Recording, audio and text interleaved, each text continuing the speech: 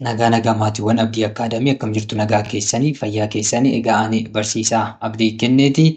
Fiiziksii kutaa 11 kan waliin ilaalaa jirru akka ta'e ni beekama jechuudha. Egaa kutaa irraa keessatti boqonnaa sadaffaa motion in one and two dimensions kan jedhu keessaa part 4 review questions 3.2 wal waliin hojjenna jechuudha. Egaa gaafileen kun baay'ee murteessoo waan ta'aniif jechuudha.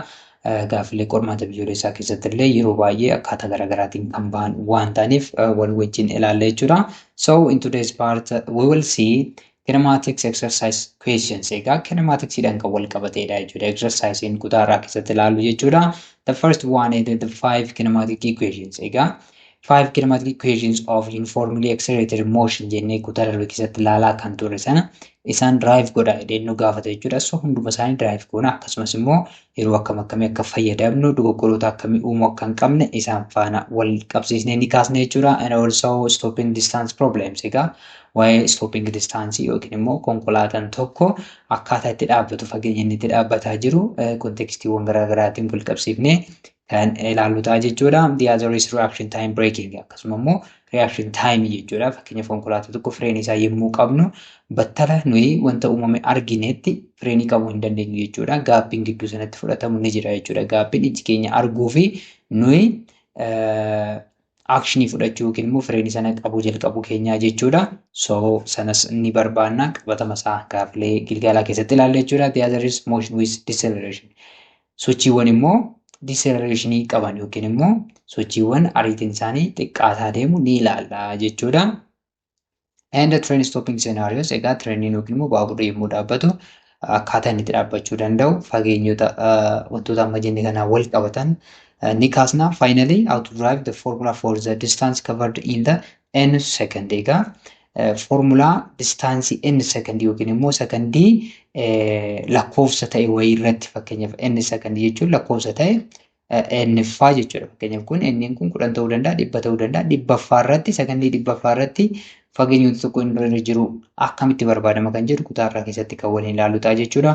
Kanaaf isinis chaanalichaaf keessummaa taanaan subscribe gochuudhaan maatii ta'a. Maatii yoo taatan viidiyoo kana like, share gochuutiin hiriyoota keessanii fi barattoota Oromiyaa guutuu bira akka dhaqqabuuf gahee keessan baadha. Akkasumas maatiriyaawwan barnoota garaagaraa argachuuf telegiraamii keenya join gochuu hin dagatina. Akkasumas feesbuuk irratti nu hordofuu dandeessu. Liinkiiwwan telegiraamaa fi feesbuukii keenya immoo description box keessa kan isiniif keenyu ta'a jechuudha. Egaa kaayyoon leessanii kana yookiin immoo kaayyoon gilgaala kana nu hojjennuuf maalii kan jedhu beekuun barbaachisaadha jechuudha. By the end of this video, you should be able to drive the 5 kinematic equations and know when to use each. Egaa erga gilgaala kana hojjenneen booda kinematikoota yookiin immoo kinemaatikii keessatti himoota walqixaa jiran yookiin immoo equationota beekamoo shanan jiran sana salphatti drive gochuu dandeessu. Yoom immoo akka itti fayyadamuu qabdan illee beekuudha qabaachuutu isinirraa eegama jechuudha. And also you should be able to use uniform acceleration to compute stopping distances. Egaa uniform acceleration motionii fayyadamuudhaan stopping distance yookiin immoo fageenya konkolaataan tokko yookiin immoo wanti socho'aa jiru tokko itti dhaabbachuudha danda'u salphumatti shallaguu danda'uudha qabaattu jechuudha. Yookiin immoo foormulaawwan kana fayyadamuudha danda'uu qabdu jechuudha. Calculate deceleration from velocity and stopping distance. Egaa velocity yookiin immoo ariitii jalqaba wanti tokko qabuu fi akkasumas immoo fageenya inni itti dhaabbachuu danda'u yookiin immoo fageenya dhaabbii waan tokkoof isa barbaachisu irratti hundaa'uudhaan deceleration isaa maal gochuu danda'uudha qabaattu jechuudha. Calculate gochuu yookiin immoo reetii hammamiitiin velocity isaa yookiin immoo speed isaa xiqqaachaa jira kan jedhu kana deebisuun isinirraa eegama jechuudha. And analyze reaction plus braking distance to check stopping before or after a point. Egaa reaction time akkasumas immoo braking distance kana analyze gootu jechuudha. Maal gootu jechuudha? Ni xiinxaltu ni qaacceessitu. Kunis maal gochuudhaaf jechuudha? Tuqaawwan stopping distance yookiin immoo stopping point kana duraa fi booda jiran bira darbu. Wanti tokko stopping distance isaa kenname tokko bira akkam ta'a maalirratti hundaa'ee darba. Fakkeenyaaf reaction distancein hammamii, braking distancein immoo hammamii, taayimiin isaanis hammamii kan jedhu kana ni qaacceessitu yookiin immoo har'a ni qaacceessina jechuudha. Check if a train can stop within a given distance. Egaa treeniin tokko yookiin immoo konkolaataan kamiyyuu yeroo nu kenname tokko keessatti akkasuma fageenya isaa kenname tokko keessatti dhaabbachuu ni danda'a kan jedhu check gochuu deemna jechuudha. And differentiate the distance in n seconds versus the nth second and drive the formula. Egaa distaansiiwwan n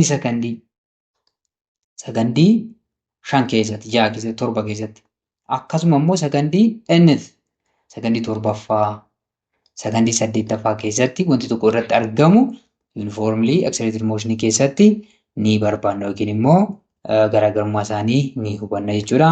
Finally, you'll be able to solve 6 kinematics problems step by step with clear reasoning. Egaa kinematics problemewwan jiran gaafalee jaannu kennaman isaanii jechuudha. Hunduma isaanii maal goona jechuudha steppiidhaan akkasumas immoo sababoota isaanii faana tokko tokkoon hojjechuun isinirraa eegama jechuudha. Egaa gilgaala kana dursitanii hojjettanii deebitanii immoo viidiyoo kana check yoo gootan baay'ee isiniif salphata yookiin immoo barachuu keessan irratti impaaktii guddaa qabaata jechuudha. Yoo akkas gootan filatamaadha.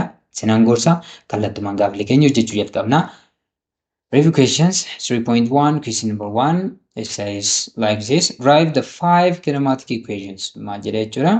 Kinematic equations shanan isaanii maal godhi jedha derive godhi jedha jechuudha. Kutaa darbe keessatti equationota kana shanan derive goonee turre jechuudha. So isaan mara deebineetu maal goona jechuudha derive goona jechuudha. The first equation is v equals u plus 8 jedha jechuudha. Egaa v kun final velocity dha jechuudha. It is final velocity and this one is initial velocity.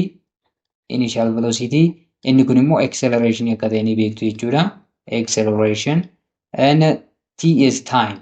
T kun time dha jechuudha. So equation jalqabaa kana derive godha nu jedha jechuudha. Egaa ka equation jalqabaa kana derive gochuudhaaf we need to know the definition of acceleration. Egaa definition acceleration beekuun dirqama ta'a jechuudha iddoo kanatti. Egaa acceleration immoo yookiin immoo goala define yommuu goonu a equals delta v or change of velocity over time jennee define goone jechuudha. Kana jechuun delta v jechuun kun final velocity minus initial velocity over t jechuudha. So isuma kana rearrange yommuu goonu rearrange yommuu goonu fakkeenyaaf kun walqixa a yoo jenne isa kana criss cross gochuu qabna jechuudha. Kana criss cross yommuu goonu maal arganna jechuudha v minus u or final velocity minus initial velocity equals acceleration times t kan jedhu kan arganna jechuudha. Kanarraa egaa v kana qofaatti hambifachuu barbaanne gama lachittuu maal goona jechuudha u ida'ana jechuudha. Plus u yoo jenne formula keenya isa barbaannu kana yookiin immoo equation isa jalqabaa the first equation jennee kan arganna jechuudha. Maal ta'a innis u plus 8. This is our first equation. Equation jalqabaa maal goone jechuudha argannee jirra jechuudha. Kuni equation tokkoffaa yookiin immoo equation jalqabaa keenyadha. Egaa equation kana yeroo akkamii itti fayyadamna jedhame final velocity yommuu gaafatamnedha jechuudha kan itti fayyadamnu. Final velocity yommuu gaafatamne itti fayyadamna jechuudha. Initial velocity qabaanne acceleration qabaanne time yoo qabaanne salphumatti final velocity barbaaduu dandeenya yookiin immoo initial velocity barbaaduu dandeenya. Acceleration times barbaaduu dandeenya rearrange gochuudhaan jechuudha. So bifa kanaan isa jalqabaa salphumatti derive goona yookiin immoo baay'ee straightforward kan ta'edha jechuudha. The second equation is s equals u plus v over 2 times t kan jedhu kana jechuudha. Egaa kana finnaa jechuudha. Equation lammaffaatti isa kana qabanne kana akkamitti finne yookiin immoo eessaa finne kan jedhudha jechuudha. Egaa waa'ee maalii dubbachaa akka jiru beekamaadha.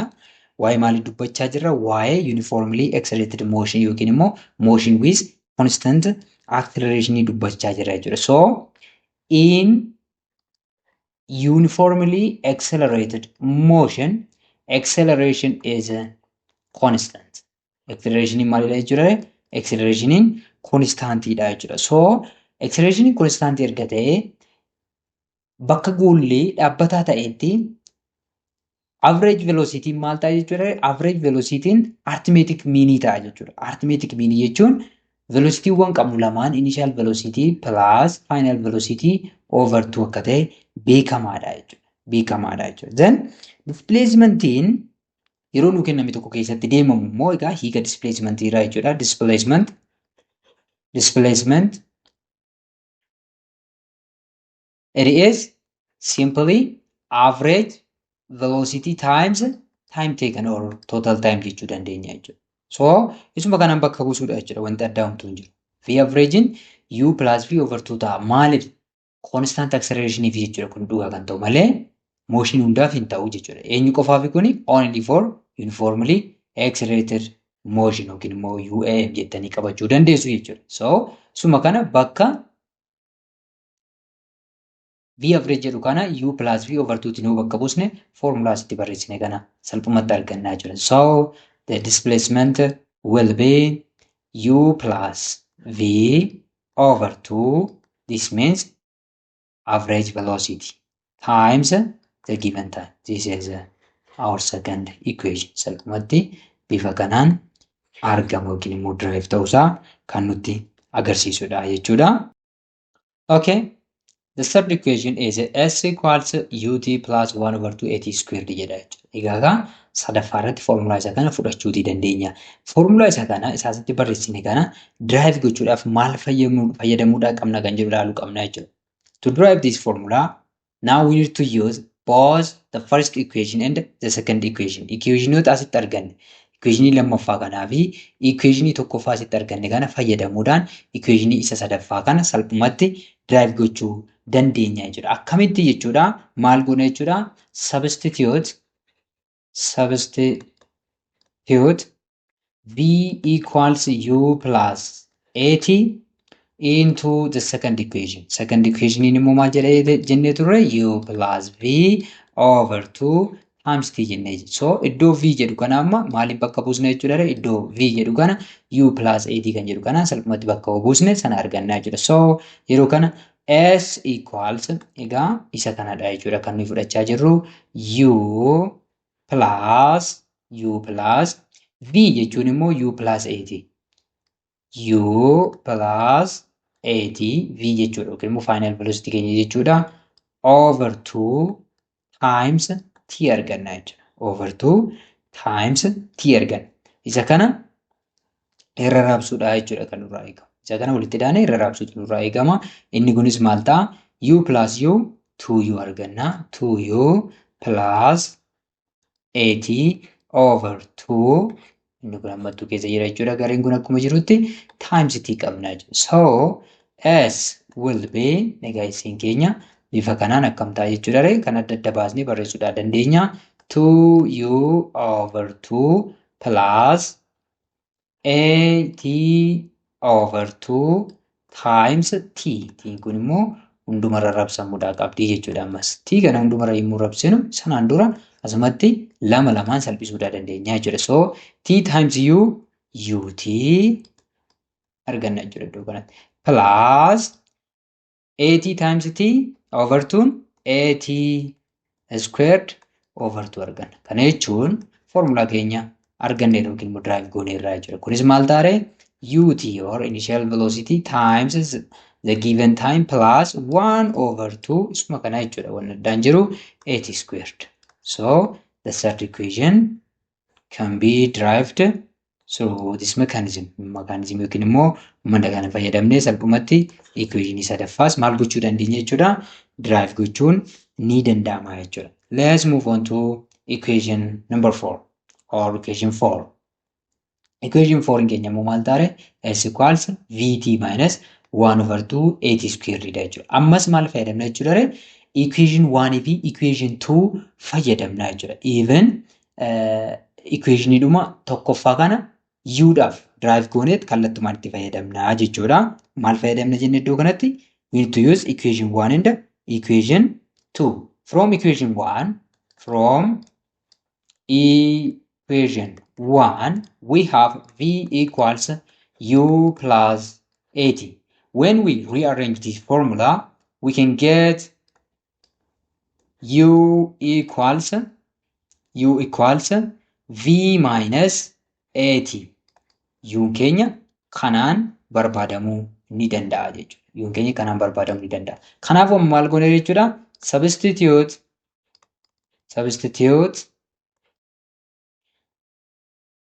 U equals V minus AT into S equals U plus V over 2. This is average velocity times the given time. Displacement in Kenya average velocity times time idha waan ta'eef jechuudha. Amma immoo iddoo U jedhu kana eenyu bakka buufna jechuudha? V minus AT kan jedhu kana bakka buusnaa jechuudha. Baay'ee salphaadha. Isuma ammaa sana hordofna jechuudha. Wanti addaa homtuu hin jiru.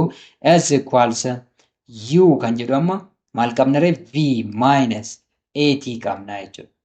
Plus iddoo kanatti maal qabna ree? Plus iddoo kanatti v qabna. Plus v over 2 times t. Ammas v'n plus v'n 2v ta'a jechuudha. Kanaafuu kun yommuu salphisnu 2v v'n kunis pozitiiva waan ta'eef jechuudha. Minus at over 2 walumatti qabatanii jiru jechuudha. Kuni times t kana irra raabsinu jechuudha. T kana yommuu irra raabsinu maal argannaa yookiin immoo adda adda baasnu jalqaba raabsuu keenyaan dura 2v over 2 minus at over 2 times t qabna. Tiin keenya hunda isaa raabsamaa jechuudha. Kana yommuu raabsinu egaa lamaasumatti lamaan salphisuu dandeenya. V2 nu hafa v times t vt minus at over 2 times t at squared over 2 arganna jechuudha. So the fourth equation is v minus 1 over 2 at squared ta'a jechuudha. This is the fourth equation. The fourth equation afraffaa uniform accelerated motion yookiin immoo kinematics equation jedhamuudhaan kan beekamuuti jechuudha. Isa shanaffaa fi isa xumuraatu naaf jechuudha. It is v squared equals u squared plus 2as kan jedhu kanadha jechuudha. Isa kana akkamitti argachuu akka dandeenyu amma kan waliin ilaallu ta'a jechuudha. Egaa isa kanas argachuudhaaf equation 1 fi equation 3 fayyadamna jechuudha. From equation 1 and equation 3 maal qabna jechuudha. Equation 1 irraa v equals u plus at qabna. V equals u plus at qabnaa jechuudha. Egaa kanarraa t-dhaaf rearrange gochuu dandeenya jechuudha. Kana jechuun t-dhaaf rearrange yommuu goonu inni kun maal ta'a jechuudha? V or at irraa kaanu at equals v minus u ta'a. Kanarraa t keessan maal ta'a jechuudha? Taayimiin v minus u over a ta'a jechuudha. Egaa kun taayimiidhaaf jechuudha. Taayimii argannee jirraa jechuudha. Isuma kana equation meeqaffaa keessa buusna jechuudha? Equation isa sadaffaa keessa buusna jechuudha. Isa sadaffaa keessa buusna. Akkamitti? T isuma kana maal goonere? Substitute into equation 3. Equation 3 maal jennee keenyu? S equals ut plus 1 over 2 at squared jennee jechuudha. Equation arfaffaa keessa soo buustanii argattu garuu meenuyi isa sadaffaa keessa habuusnu jechuudha. Inni kun waan salphateef isa kana fayyadamee jechuudha. Kanaan booda kallattumaan bakka buusudha. S equals u times u ishee kam jechuudha? Kunoo ishee kanadha jechuudha.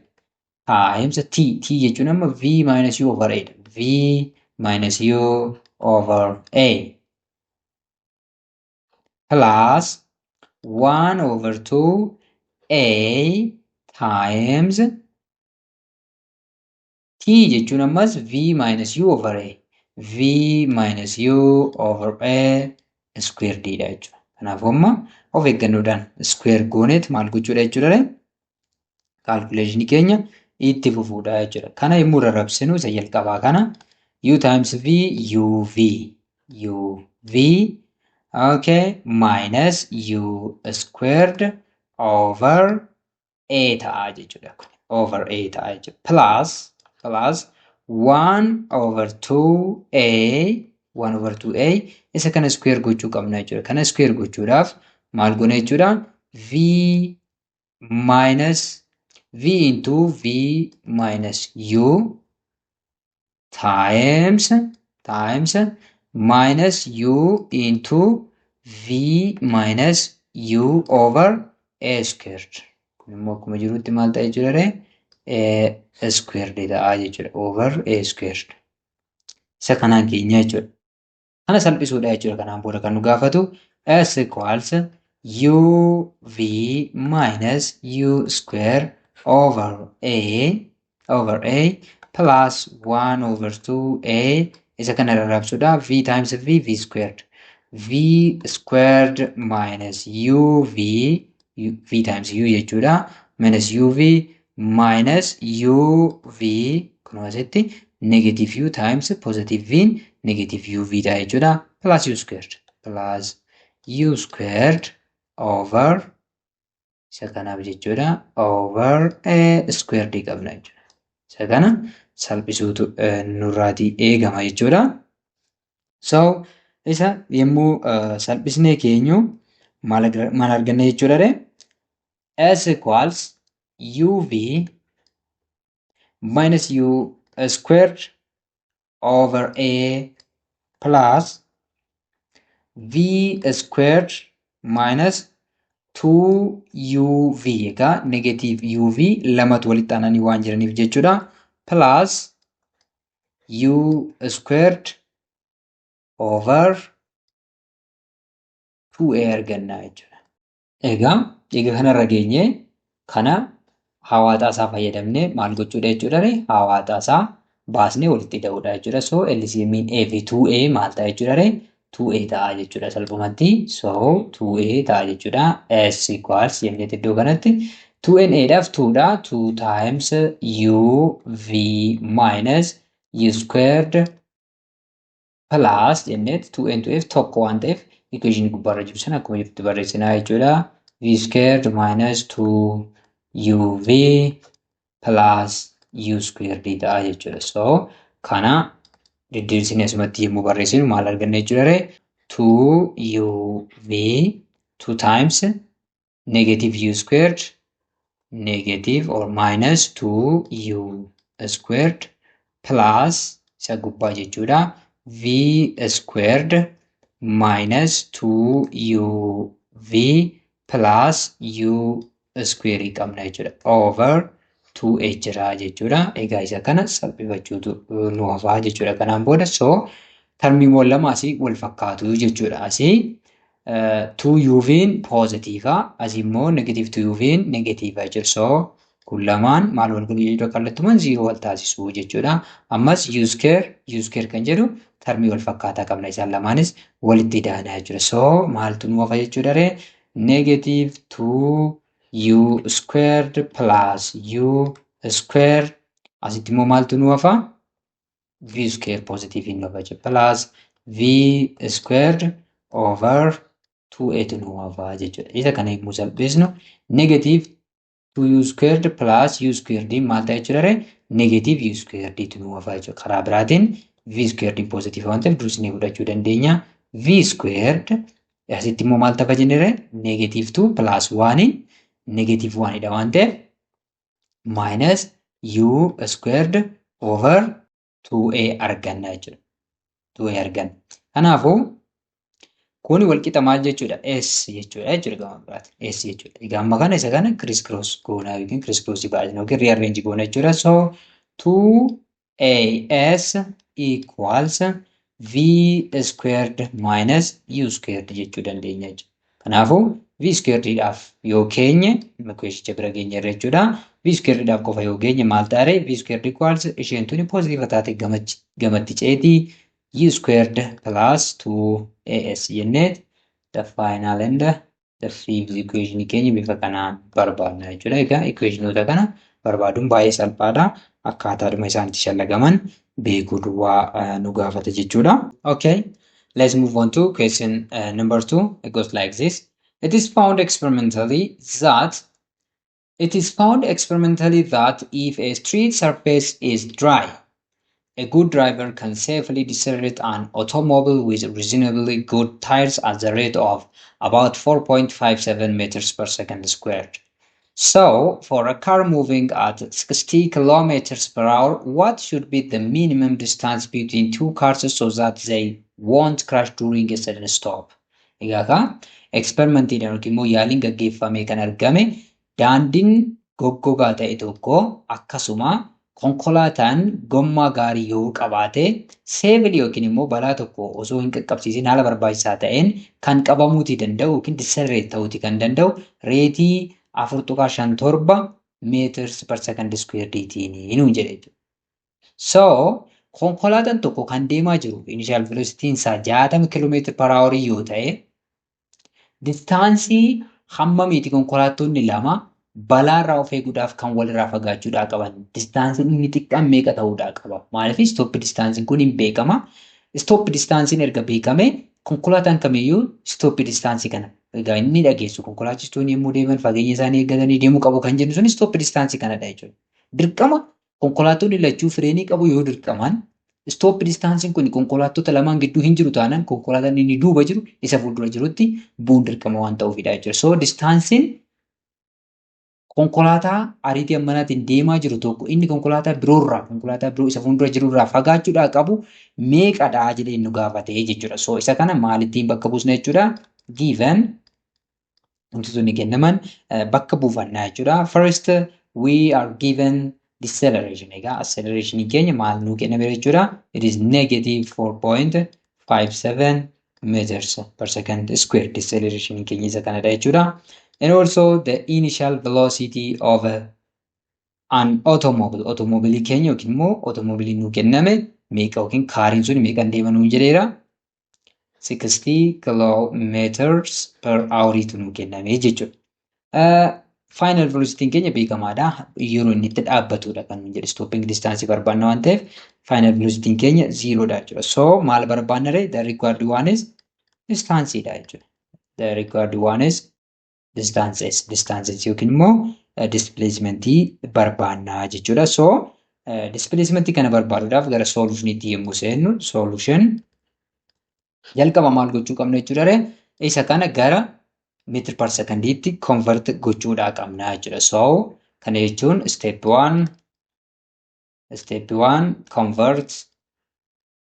convert meters per second into kilometer per hour dha jechuudha. Speed keenya kanatti jijjiirra.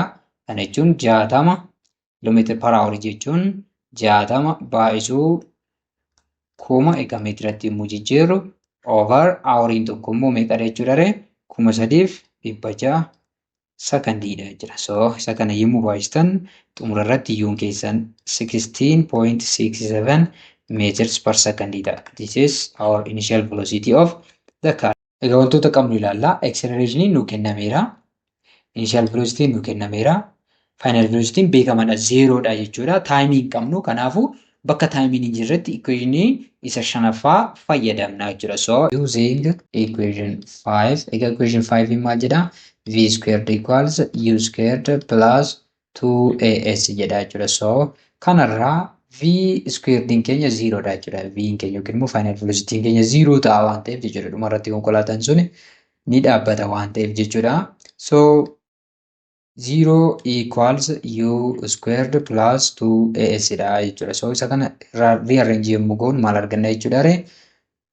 This indicates that 2AS equals negative U squared ta'a jechuudha. Kanarraa S'in maal ta'a jechuudha ree? Over 2A yoo jenne S equals negative U squared over 2A ta'a jechuudha. Kanaan booda lakkoofsotaan bakka buufachuutu nurraa eegama. Negative egaa kan nu kenname speediin keenya yookiin immoo speediin konkolaatichi itti deemaa jiru 60 km per hour meter per secondiitiin meeqadha jenneerra 16.67 meters per second jennee jechuudha. Isuma kana squared goona negative squared hin ta'u jechuudha. Asitti wanti beekuudhaa qabdan times negative 4.57 meter per second squared ta'a jechuudha. So isa gubbaa squared yommuu goonu meeqa arganna jechuudha ree? 16.67 square yommuu goonu 277.78 arganna jechuudha. 277.78 meter squared per second squared unitiin is squared ta'uu qabata waan ta'eef jechuudha. Over negative 9.14 meters per second squared ta'a. Asumatti second square dhaan salphisuudhaa dandeenya jechuudha. Meetira tokkoon salphifne meetira tokko gubbaa irratti hafa distaansii gaafatamne waan ta'eef jechuudha. Negatiiv iruu negatiiva poozitiiva ta'a. Kanaafuu S'in keenya meeqadha jechuudha ree? 277.78 hiruu 9.14 ta'a jechuudha. Gubbaanis jalas negatiiva waan ta'eef poozitiiva wal taasisaa. It is 30.4 meetirii ta'a jechuudha. 30.4 meetirii. So 30.4 meetiriin kun the minimum safe distance ta'a jechuudha. Safe stopping distance. Stopping distance between the two automobiloota gidduu yookiin immoo kaariiwwan lama gidduu safe distance amma kanaa kan konkolaataan meeqaan deemuuf kun kan 60 kiiloomeetira per houriitiin deemuuf jechuudha. So asitti wanti nuyi beekuu qabnu stopping distance kana wantoonni dabalaan maalidha jechuudha? Speedidha jechuudha. Foormulaa keenya irraa ilaaltan amma u square ta'a jechuudha. So speediin harka lamaan yoo dabale stopping distanceen harka afuriin dabala jechuudha. Acceleration keenya dhaabbataa yoo ta'e jechuudha. So inni kun murteessaa speediin nuyi itti deematii jirru fageenya hammamii erga deemneen booda akka nuyi dhaabbannu baay'ee murteessaa jechuudha. Deceleration yookiin immoo acceleration nuyi jennu kun immoo wantoota garaagaraa irratti hundaa'a. Konkolaataa irratti hundaa'a. Gommaa konkolaataa jechuuti frikshinii lafa sanaa irratti ni hundaa'a. Haala qilleensa irraa hidhiinsaaf gogiinsa daandii irratti illee ni hundaa'a jechuudha. Mee amma gaafii sadaffaatti haa ceenu. Question number 3. A driver of a vehicle traveling at a speed of 30 meters per second on a motorway brakes sharply to a standstill in a distance of 100 meters. Calculate the deceleration of the vehicle nu jedha jechuudha. Egaa konkolaachisaan tokko maal godhaa jira jechuudha? Speedii 30 meetira per secondiitiin motorway irra yookiin immoo daandii motoraa irra deemaa jira. Yoo daandii motoraa kana bira akka ga'een dirqama dhaabbachuudhaa qabaate meetira meeqa keessatti 100 keessatti dhaabbachuudhaa yoo qabaate stopping distance isa 100 meetira yoo ta'e decelerationii konkolaataa kanaa barbaadinu jedhee jechuudha. So asittis wantootuma nuu kennaman adda baasurraa eegallaa jechuudha. Jalqaba irratti maalidha kan nuu kenname? U nuu kennameera. Given our initial velocity of the vehicle 30 meters per second and also distance is 100 meter. Distance isaa 100 meetira dha jechuudha. Dafee distance 100 meetira kana keessatti dirqama yoo dhaabbate hammamiin decelerate ta'uu qaba jedhee nu gaafate jechuudha. Waa'ee dhaabbachuuti wanti kun dhufee xumura irratti ni dhaabbata waan ta'eef we are also given velocity, final velocity which is 0 dha jechuudha. 0 nu kennamusaa kan nutti agarsiisudha. The required one is acceleration or deceleration. Kan nuyi gaafatamne deceleration dha jechuudha. Ammas equation isa ammaa sana fayyadamna jechuudha. Gara solutioniitti yommuu seennu solution we know that v squared equals u squared plus 2as jenneerra jechuudha. Kanumarraa inni kun 0 ta'a. 0 equals u squared plus 2as ta'a. Kun kan nutti agarsiisu 2as negative u squared ta'a. A barbaanna yoo ta'e A equals negative u squared over 2s ta'a jechuudha. Isuma kanaan bakka buusudha. Kunis negative keenya alarraan jirti 30 meters per second the whole squared over 2 times 100 meters. So isa gubbaa square yommuu goonu maal argina jechuudha? Negative 900 meters per meter squared per second squared over this one is also over meeqa jechuudha? Lama baay'isuu 100 meetira dha jechuudha. Jalarraa kan argannu 200 meetira dha. Meetira tokkoon simplify gochuu dandeenya. Duwwaa lama simplify goona. So negative 9 hiruu 2 ta'a jechuudha. Een keenya so deceleration keenya negative 9 hiruu 2 negative 4.5 meters per second squared. This is the deceleration of the vehicle. Vehicle in Kenya deceleration isaa 4.5 meters per second squared ta'uusaa kan nutti agarsiisudha jechuudha. Number 4. A motorist traveling at 18 meters per second approaches traffic lights. Egaa konkolaachisaan ariitii 18 meters per secondiitiin deemaa ture tokko ibsaa tiraafikaatti dhiyaate. When he is 30 meters from the stop line, iddoo itti dhaabbatan irraa 30 meetira yommuu inni fagaatu they turn red. Ibsaan tiraafikaa kuni diimaa ibsan yookiin immoo diimaan itti ifee jechuudha. Yommuu inni iddoo itti dhaabbachuu qaburraa 30 meetira fagaatee argamutti. It takes 0.7 second before he can react by applying the brakes. Egaa osoo inni fireenii hin qabin dura sakandii meeqa itti fudhate jechuudha. Wanta kana erga hubateen booda diimaan ifuusaa erga hubateen booda 0.7 sakandii itti fudhate yookiin immoo reaction time isaa 0.7 secondiidha jechuudha.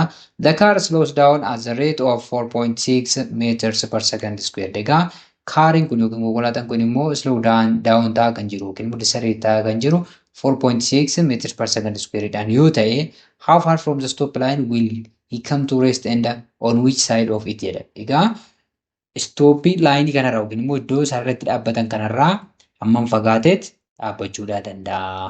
Garamitti immoo argama kan jedhu nu gaafate jechuudha. Fakkeenyaaf egaa konkolaataan suni daandii akkasiirra deemaa jira jennu kuni daandii yoo ta'e egaa konkolaataan kun iddoo kana jira. Traffic lightiin immoo iddoo kana jira haa jennu. Traffic lightiin kun iddoo kana jira.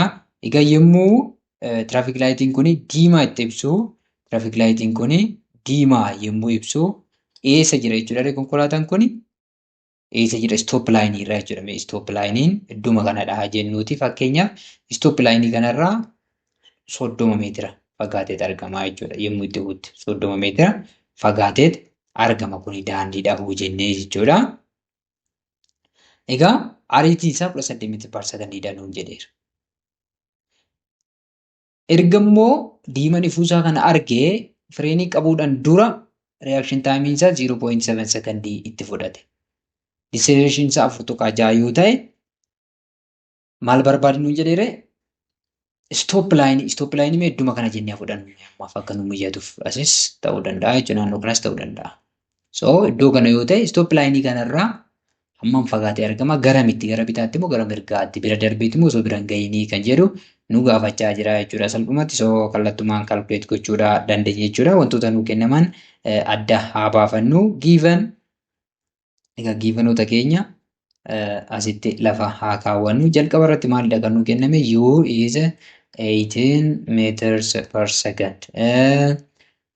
Distaansii asii amma asitti jiru kana maal jennuuni? Distance from stopping line. Egaa ka distance from stopping line jennuun. Distance from stopping line 30 meetridha jechuudha. Reaction time RT or let's say TR reaction time in 0.7 secondidha. Deceleration in meeqatu nu kenname? Negative 4.6 meters per second squared dha jechuudha.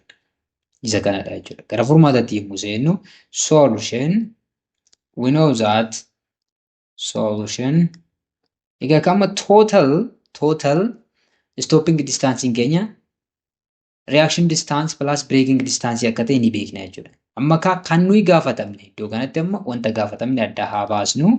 Mee ishee gaafatamne kana bakka bu'eetiin bakka haa buufannu. Required jennee iddoo kanatti required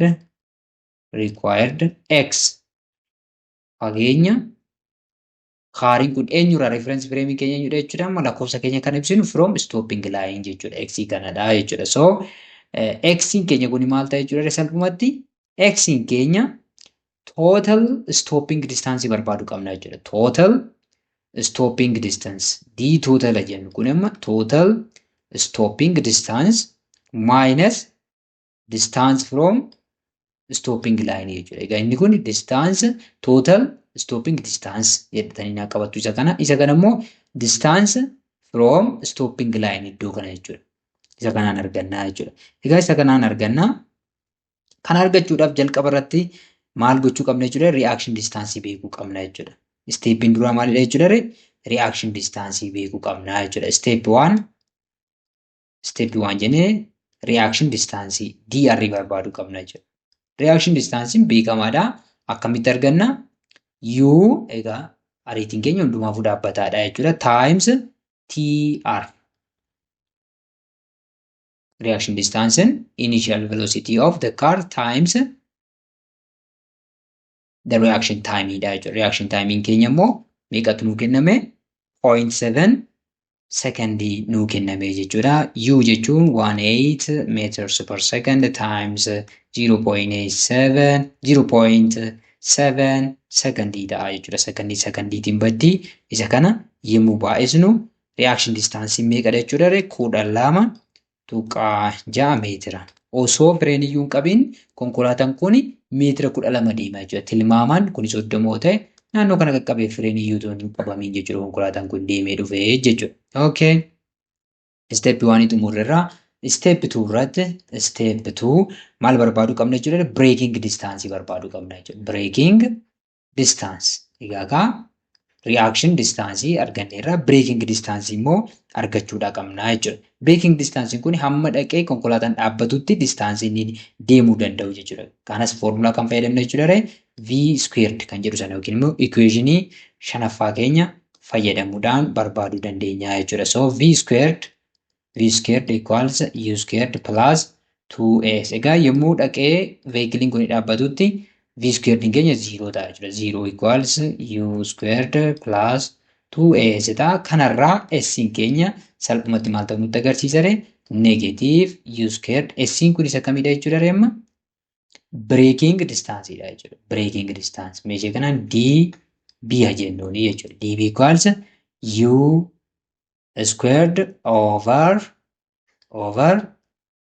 egaa U squared over 2A ta'a jechuudha. Over 2A ta'a jechuudha. So kanarraa kallattumaan barbaaduun ni danda'ama jechuudha.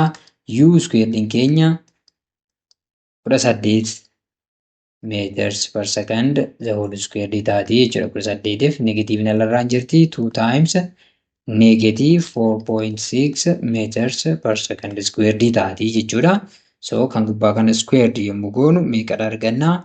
Negative 324 meter squared per second squared over negative 9.2 meters per second squared. Second squared dhaan meetira tokko barreessine negative positive ta'a.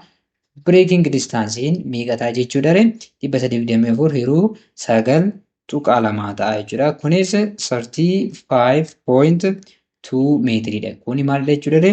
Braking distance. Wanti kun erga reactioniin booda fireeniin qabamuu jalqabee konkolaataan kun dhaabbachuudhaaf hamma kanatti fudhata jechuudha. This one is the vehicle's braking distance dha jechuudha. Egaa step 3 irratti immoo kallattumaan maal barbaaduudhaa dandeenya? Step 3 X bakka amma konkolaataan kun itti argamu.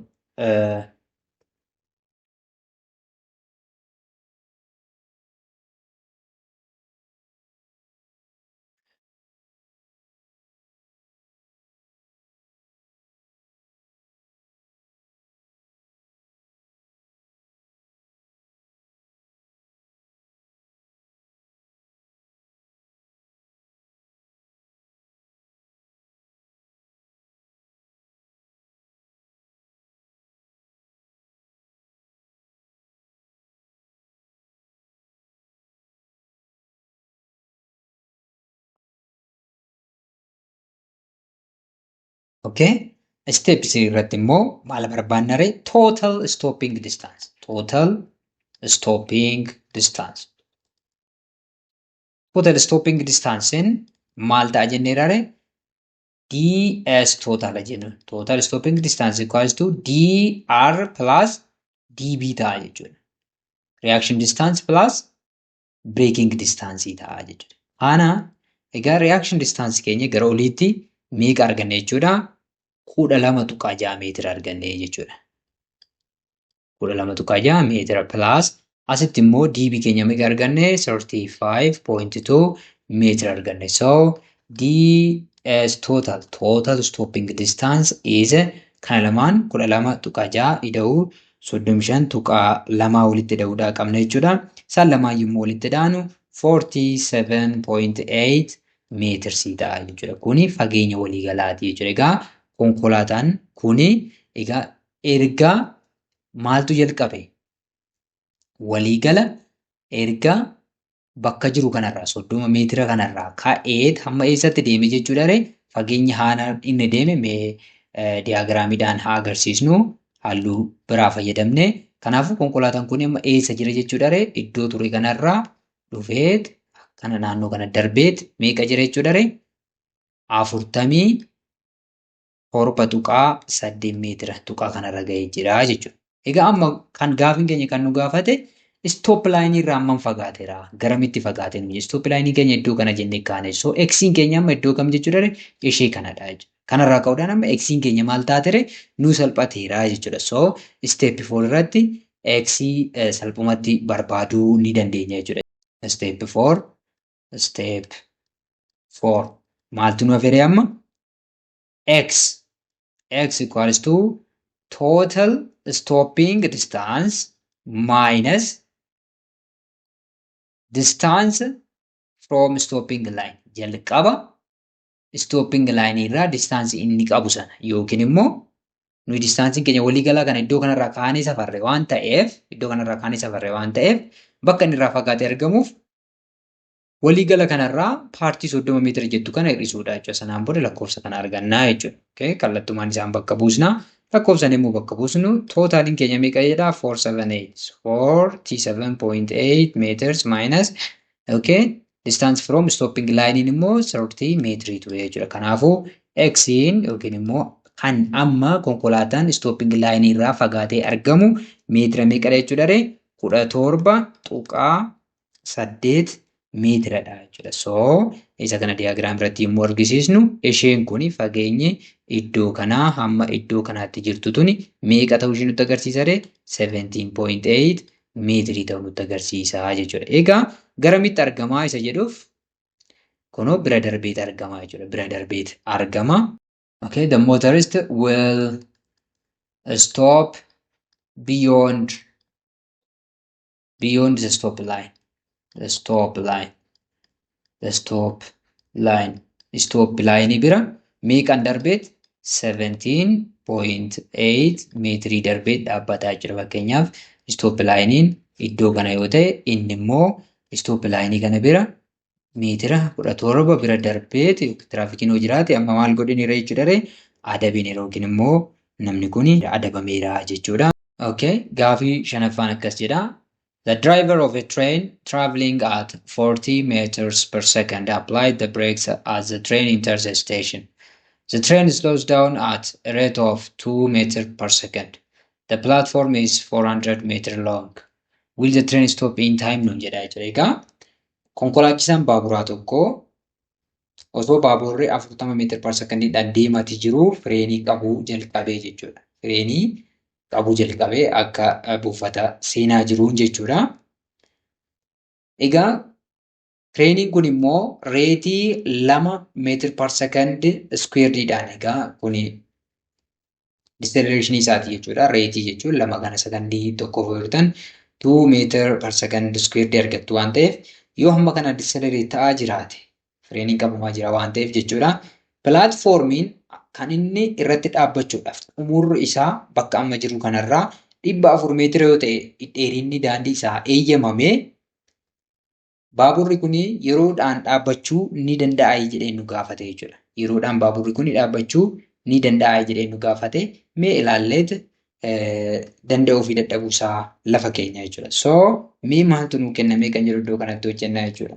Jalqaba irratti kan nu kenname initial velocity of the train is 40 meters per second and its deceleration is negative 2 meters per second squared.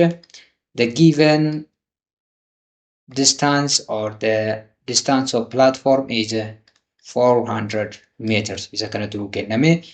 Final velocity keenya amma yemmuu dhaabbatudha fageenya kana kan barbaannu waan ta'eef 0 dha final velocity 0 ta'a jechuudha baaburri keenya xumura irratti ni dhaabbata waan ta'eef ammas equation 5 dhuma fayyadamna jechuudha solution keenyaa fi egaa solution gara furmaataatti yemmuu seennu solution from the fifth equation we know that v squared equals u squared plus 2s kan jedhu kan irra deddeemnee fayyadamna jechuudha as keessatti so inni kun 0 dha jechuudha so kanarraa maal arganna jechuudha distance keenya check goona jechuudha so distance keenya maal ta'a jechuudha negative u squared over inni itti dhaabbatu jechuudha over 2a ta'a jechuudha isa kanaan barbaanne 400 fi sanaa gadi yoo nu dhufe eeyyee jennee deebisna jechuudha deebii keenya negative egaa u squared jechuun 40 meter per second squared over 2 times negative 2 meters per second square ta'a jechuudha. Inni gubbaa 40 square yommuu ta'u 1600 meters squared per second squared divided by -4 meter per second square. You can simplify second square by second square, 1 meter by 1 meter, negative by negative. Then the stopping distance will be 1600 meter divided by 4. It is a 400 meter. Exactly 400 meter irratti baabura kun dhaabbachuu danda'a waan ta'eef the answer is yes, this train can stop or will stop in time. Taayimiidhuma isaa kenname san keessatti salphumatti dhaabbachuu danda'u isaa kan namatti agarsiisudha jechuudha. Question number 6. Question number 6. The distance covered in n seconds and the distance covered in nth second are different questions. Egaa ka in n second jechuunii fi fakkeenyaaf n second jechuun sakandii 5 keessatti fageenya wanti tokko sakandii 5 keessatti deemee barbaadu jechuu fi fageenya wanti tokko sakandii meeqaffaa irratti 5 in 5 second yookiin immoo sakandii 5ffaa irratti deemee barbaadu jechuun adda addadha. Derive the equation for the distance covered in the nth second. Distance nth second irratti deemame kana barbaadinu jedhee jira. So isa kana barbaaduun salphaadha. But first we need to know what does distance covered in nth second. Nth second keessatti distance deemame yommuu jennu maal jechuu akka ta'e yoo beekne formula isaa derive gochuun baay'ee salphaadha jechuudha. So nth second jechuun kun jalqaba maali? The nth second means the single second. Second takkittiidha jechuudha. Between n minus 1 and n seconds.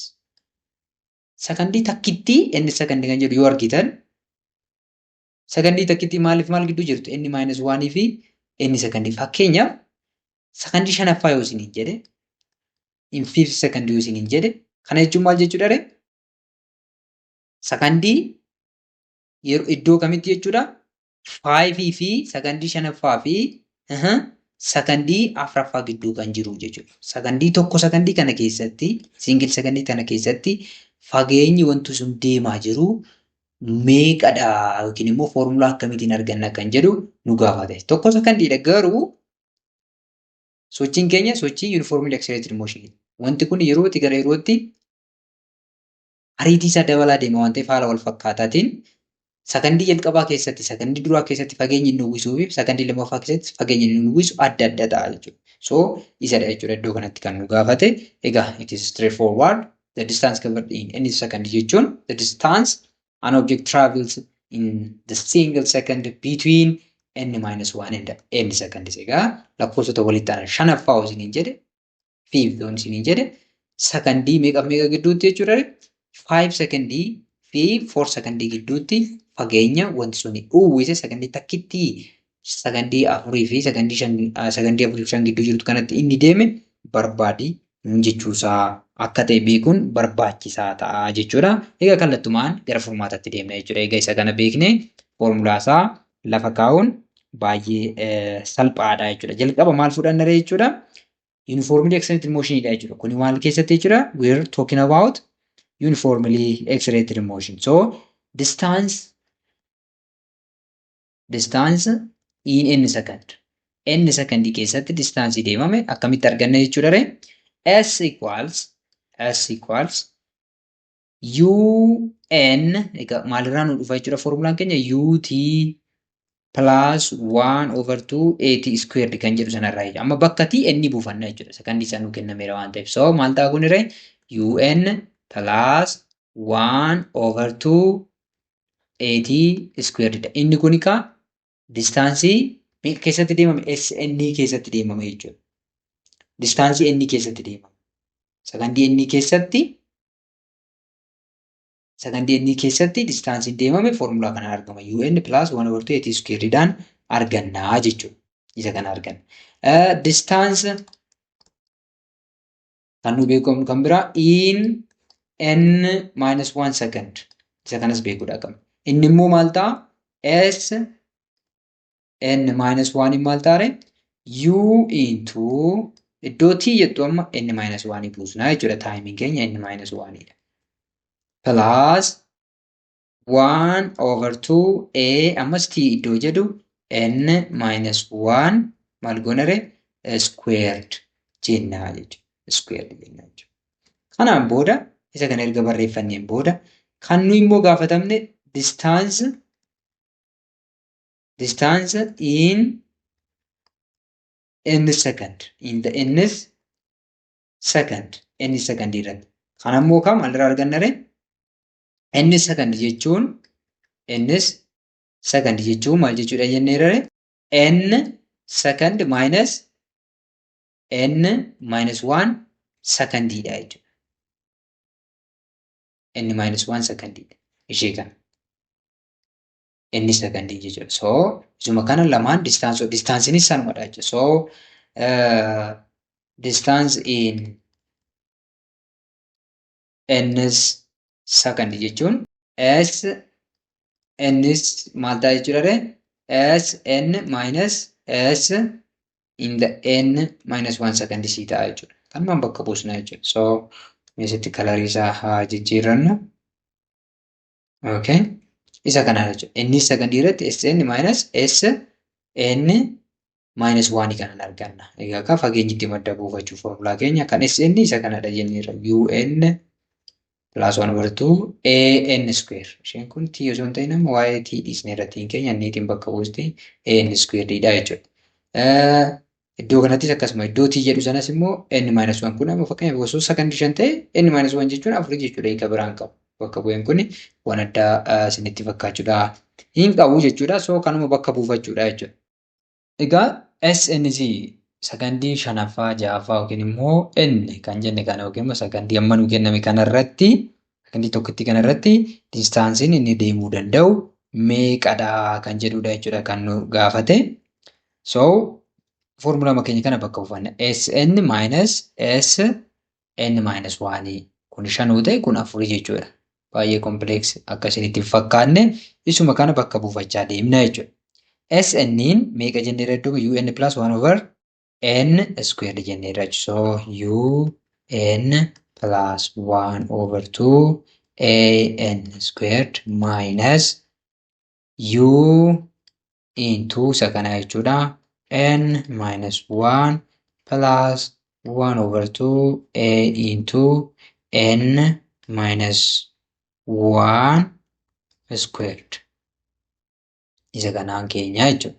Then isa kana isa garana jiru kana salphisuutu nurraa eegama jechuudha. So sakandii nuu kenname kanarratti sakandii tokkicha kanarratti UN plus 1 over 2 AN squared minus okay kana irra raabsuu ni dandeenya jechuudha. U times N UN minus U plus 1 over 2 A into N into irra raabsina akka sirriitti ta'uuf N into N minus 1 minus 1 into N minus 1 jenne bifa kanaan kaa'uu ni dandeenya jechuudha.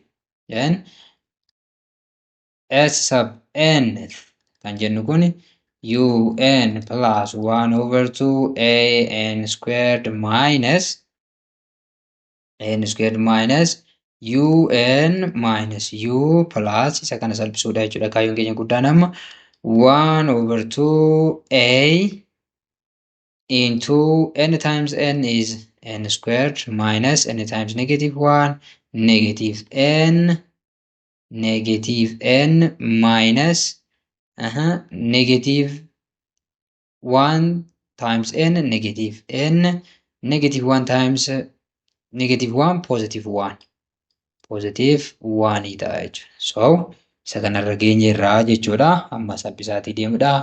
S in N second will be egaa ka UN keessan asitti yoo ilaaltan asumatti wantoonni salphifachuu dandeenyu jira jechuudha. Asii fakkeenyaaf isa kana negatiivni kun hunduma ishee baay'ifti jechuudha. Isa as jiru kana hunduma isaa baay'isa jechuudha. Kanaafuu mee diddiirsinee haa barreessinu. Isuma asitti barreessine kana diddiirsinee haa barreessinu maal ta'a UN plus 1 over 2 AN squared minus egaa alarraa qabdi waan ta'eef UN plus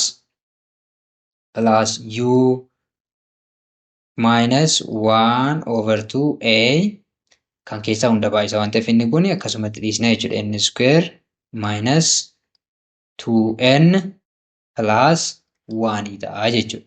Egaa sababni kun isa kana isaa finnee yoo jenne negatiivni iddoo kana jiru kun kan ammattuu keessa jiru kana hunda baay'isa. Kanaafuu inni kun negative un ta'a. Yommuu negatiivni itti baay'atu inni kun positive u ta'a. Inni kun negative 1/2a ta'a jechuudha. Negatiivni as jiru immoo kan hunda baay'isa waan ta'eef isa kana akkasumatti dhiisnaa jechuudha. Amma waan tuqnu hin qabnu. So isa kana argannee jirra. Kanarraa wanti nutti mul'isu positive un fi negative un salphumatti waliin haquu ni dandeenya jechuudha. So s in n second will be egaa maaltu nu affeera asitti 1/2 n squared asii plus u qabna. Kana yommuu rarrabsinu maal arganna? 1/2 an squared minus the positive ta'a jechuudha. minus 1/2a maal ta'a kun 2an/2 minus 1/2a arganna jechuudha. Kanaaf amma 1/2a keenya kun koomanidha. As 1/2a jira, as 1/2a jira, asis immoo lama dhiisne 1/2a jira, asis 1/2a jira. Hunduma isaanii fudhachuu dandeenya. Garuu jalqabeenya fudhannu u fudhannu. u plus 1/2a isa iddoo kanaa jechuudha. Into positive n squared kunuunsa kanan fudha jechuudha. U kunuunsa finneerraa minus egaa ka amma positive 1/2a fudhanne waan ta'eef wantoota asitti kaa jirru kaati deemnu beekuun barbaachisaa ta'a jechuudha. So iddoo kanatti maal kaa'uun qabare minus n square 1/2a fudhadheera waan ta'eef jechuudha. Plus kallattumaan isa kana fudhachuu nan danda'a. Plus egaa ka 2an qaba waan ta'eef kuni annu 1/2 fudhe waan ta'eef 2n fudhaa jechuudha iddoo kanatti. Plus 2n asitti immoo 1/2a fudhanneera waan ta'eef negative 1tu nu hafaa jechuudha. Muuraa jirra jechuudha. So distance moved in a second will be u plus 1/2a into kun lamaan 0 wal taasisaa jechuudha. Maal taare 2n minus 1 ta'a jechuudha. So secondii nth jedhu keessatti distaansiin deemamee barbaade yommuu sun jedhe foormulaan keenya isa kana ta'a jechuudha. Bifa kanaan salphumatti argachuu yookiin immoo shallaguu kan dandeessanidha jechuudha. Egaa hiikuma isaa beeku nth secondii yommuu jedhu yookiin immoo fakkeenyaaf secondii 100ffaa yommuu jedhu maal jechuu isaati yoo siin jedhe fageenya wantichi secondii 100 fi 99 gidduu jirtu secondii tokkitti san keessatti fageenya hammamii deeme wantichi kan jedhuuf jechuudha. So nniin kun lakkoofsa barbaade ta'uu danda'a. Bifa kanaan salphumatti bakka buustanii fakkeenyaaf amma 100ffaa irratti 50ffaa irratti osoo hin jedhe bakka inni buustee barbaaduudhaaf foormulaa isaa erga argatte jechuudha. Bifa kanaan kan argamudha. Egaa har'a walumaa galatti qabadhee kanan isiniif dhiyaadhe kana fakkaata ture. Kutaa itti aanu keessatti kutaa 5ffaa graphical representation of uniformly accelerated motion in 1D kan jedhu kanaan mala giraafitiin akkamiin UAM kana bakka buusuu dandeenya kan jedhu waliin ilaalla jechuudha. Kanaafuu isinis amma ammaatti chaanaalii kana subscribe hin goone taatan subscribe gochuudhaan maatii ta'a. Maatii yoo taatan viidiyoo kana like share gochuu hin dagatina. Akkasumas qabiyyeewwan dabalataa argachuu yoo barbaaddan chaanaalii telegiraama keenya join gochuu hin dagatina. Fuula feesbuukii keenyaas nu hordofaa. Description box keessatti immoo liinkiiwwan ni argattu jechuudha. Qabiyyeettan kana arginutti sirriitti dubbisaa, sirriitti shaakala. Learn smart, shine bright with Abdii Academy. Bye bye.